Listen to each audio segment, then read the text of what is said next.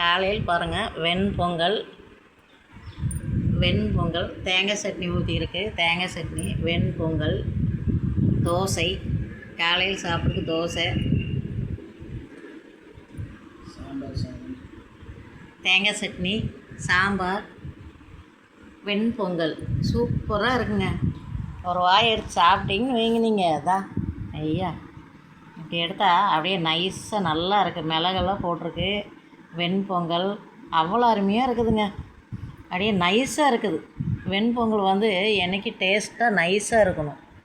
ரொம்ப அது ஒரு மாதிரியாக சாப்பாடாக விதையாக இருந்தால் நல்லா இருக்காதுங்க. இப்படி தேங்காய் சட்னி தொட்டு இப்படி தொட்டு இப்படி சாப்பிடணும், நல்லாயிருக்கும். செம்ம டேஸ்ட்டுங்க. நீங்களும் சாப்பிட்டு பாருங்கள். வெண்பொங்கல் நல்லா இருக்குது. தேங்காய் சட்னிக்கு வெண்பொங்கலுக்கு அவ்வளோ ஒரு டேஸ்டியாக நல்லாயிருக்கும். வெண்பொங்கல் வந்து நைஸாக இருக்கணும், மிளகு போட்டிருக்குது.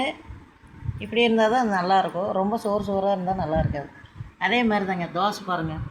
அப்படியே தோசை போட்டு தேங்காய் சட்னி ஊற்றிடும், சூப்பராக இருக்கும். ஒரு லைக் மட்டும் பண்ணிடுங்க.